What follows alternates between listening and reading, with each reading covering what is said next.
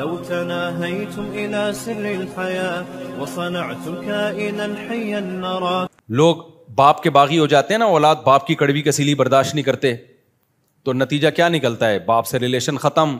بہت دفعہ باپ جائیداد سے آگ کر دیتا ہے. ابھی ڈیفینس کا واقعہ میں نے چند دن پہلے سنایا تھا آپ لوگوں کو.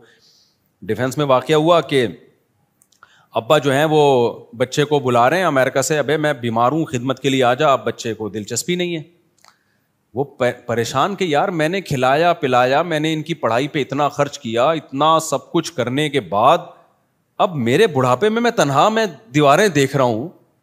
بڑھاپے میں تو باپ چاہتا ہے نا اولاد ساتھ میں رہے. تو نتیجہ کیا نکلا ہے؟ اس نے بڑی ہوشیاری کی، ساری پراپرٹی کا مالک بنا دیا اپنے گھر کے چوکیدار کو.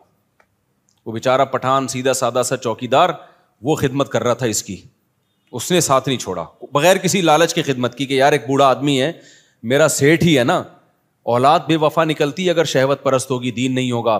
چوکیدار گھر کا با وفا ہو جائے گا اگر وہ دین اور مذہب پہ چلتا ہے. اس چوکیدار نے اپنی خواہشات کو قربان کیا، کس کے لیے؟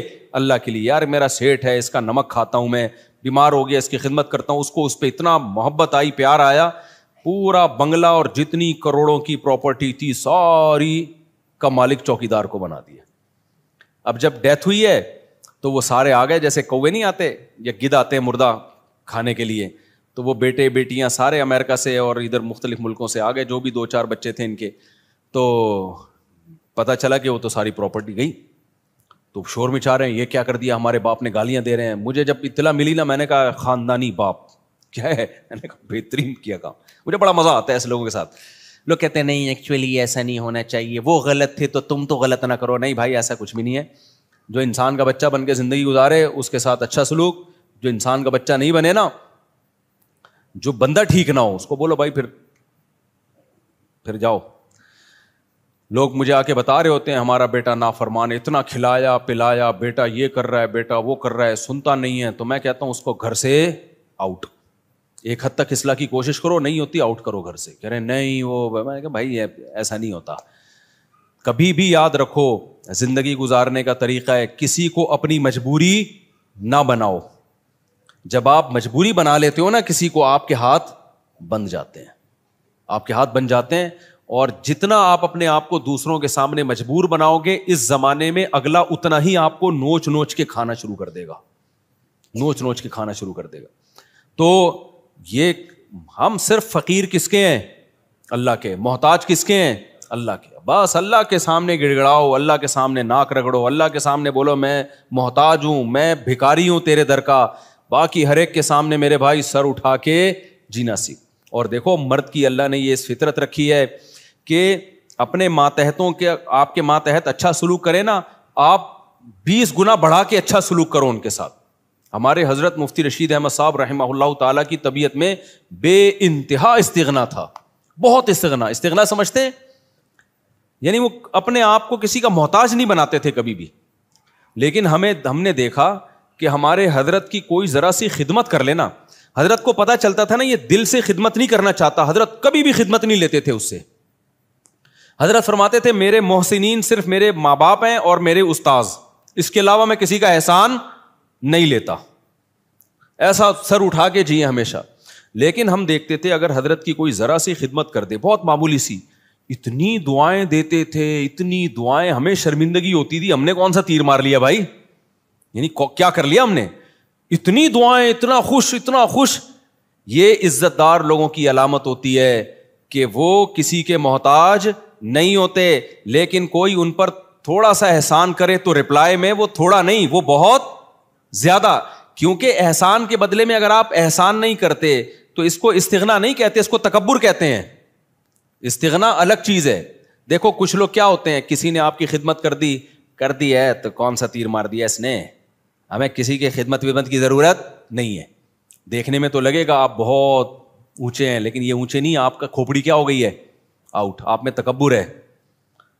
بھائی کوئی خدمت ٹھیک ہے، آپ اس کی خدمت کے محتاج نہیں ہیں، لیکن اگر اس نے خدمت کر دی ہے نا تو آپ اس کو رپلائی ایسے دو کہ جیسے آپ کو بہت ہی اچھا لگا ہے، آپ کو ضرورت تھی. ہم نے بڑوں کو دیکھا ہے، تھوڑا سا آپ خدمت کریں گے تو رپلائی اس کا بہت اچھا نبی صلی اللہ علیہ وسلم کی کیا سیرت ہے؟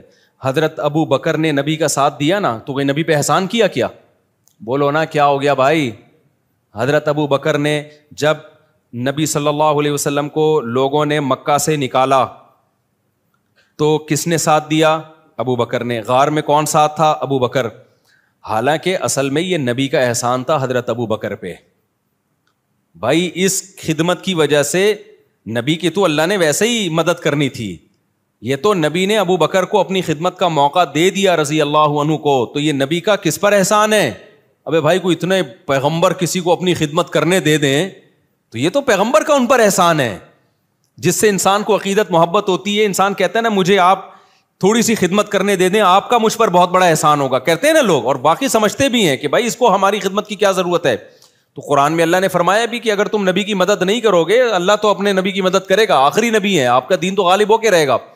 لیکن نبی نے ابو بکر کو کیسا صلہ دیا, فرمایا میں نے ہر شخص کی خدمت کا دنیا میں بدلہ دے دیا ہے سوائے ابو بکر. یہ مبالغہ ہے, ورنہ ایسا کیسے ہو سکتا ہے؟ نبی کی برکت سے ابو بکر کو ایمان ملا, لیکن آپ صلی اللہ علیہ وسلم نے سکھایا ہے.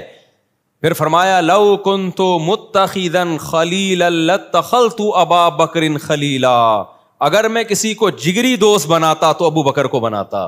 خلیل کا مطلب بہت ہی, فرمایا میرا خلیل اللہ کے سوا کوئی, خلیل بنانے کی اجازت ہوتی ابو بکر کو بناتا. کتنا اپریشیٹ کیا آپ صلی اللہ علیہ وسلم نے. حضرت معاذ ابن جبل, انہوں نے نبی کی خدمت کی, نبی کا ساتھ دیا جنگوں میں, کیسا صلہ نبی نے دیا. آپ صلی اللہ علیہ وسلم نے کیا فرمایا؟ انی احبک فی اللہ, اے معاذ میں تجھ سے اللہ کے لیے محبت کرتا ہوں. جس سے آپ کو محبت ہونا, صحابہ کو پیغمبر سے کس قدر محبت تھی. پیغمبر کی زبان سے جب یہ لفظ نکلا ہوگا تو صحابی کی کیا کیفیت ہوئی ہوگی آپ سوچو. جب انہوں نے یہ سنا نا تو رونے لگے. تو کیا یہ نبی اپریشیٹ کر رہے ہیں, حوصلہ افزائی کر رہے ہیں. حضرت خالد ابن ولید رضی اللہ تعالیٰ نے جب جنگ جتوائی ہے تو آپ نے کیا فرمایا؟ سیف من سیوف اللہ, اللہ کی تلواروں میں سے ایک تلوار. یہ نبی کی سیرت سے ہمیں پتہ چلتا ہے کہ نبی کے ساتھ کسی نے تھوڑا کیا تو نبی نے رپلائی میں بہت بڑھا کر اس کا بدلہ دیا ہے. تو اس لیے جو خاندانی لوگ ہوتے ہیں نا, عزت دار لوگ ہوتے ہیں, وہ ہمیشہ سر اٹھا کے جیتے ہیں, وہ کسی کی خدمت کے محتاج نہیں ہوتے, وہ سسرال کے جہیز کے محتاج, بولتے کیوں نہیں بھائی, نہیں ہوتے. وہ نہیں کہتے ہمیں یہ چاہیے, صوفہ چاہیے, بیڈ چاہیے, الماری چاہیے, نہ ہمیں کچھ نہیں چاہیے, ہم عزت دار لوگ ہیں بھائی, ہم خرچہ خود اٹھاتے ہیں. لیکن اب ایسا نہیں ہو. لوگ کیا کرتے ہیں, جہیز کے خلاف بیان سن سن کے نا, یہ بھی مارکیٹ میں اس طرح کے لوگ آ رہے ہیں, جہیز کے خلاف بیان سن سن کے ہمیں کچھ نہیں چاہیے, ہمیں نہیں چاہیے, ہمیں نہ گاڑی چاہیے, ہمیں نہ موٹر سائیکل چاہیے, ہمیں نہ گھڑی چاہیے, ہم عزت دار لوگ ہیں, ہم سسرال کے ٹکڑوں پہ پلنے والے لوگ نہیں ہیں. ٹھیک ہے جی, آپ کی شادی ہو گئی, سسر صاحب نے لا کے کوئی گھڑی گفٹ کر دی, ہمیں نہیں چاہیے, ہم عزت دار لوگ ہیں. اب یہ کیا ہو رہی ہے بھائی؟ بھائی آپ کو نہیں چاہیے نا, اب بغیر چاہت کی ایک چیز مل رہی ہے, آپ لیں جناب, آپ کا بہت بڑا احسان ہے. یہ نہیں بولیں سستی والی لا کے پکڑا دی آپ نے مجھے, ٹھیک ہے نا حضرت یہ بڑی خدمت ہے آپ کی, اللہ آپ کو جزائے خیر دے, ہم تو بہت شکریہ آپ کا. تو اس میں اس کو اپریشیٹ کرنا چاہیے, کیونکہ اس کے سامنے کہنا کہ ہمیں نہیں چاہیے, یہ پھر استغنا نہیں ہے, بلکہ یہ کیا ہے؟ تکبر. سمجھتے ہو کہ نہیں سمجھتے؟ ہوا و حرص والا دل بدل دے, میرا غفلت میں ڈوبا دل بدل دے.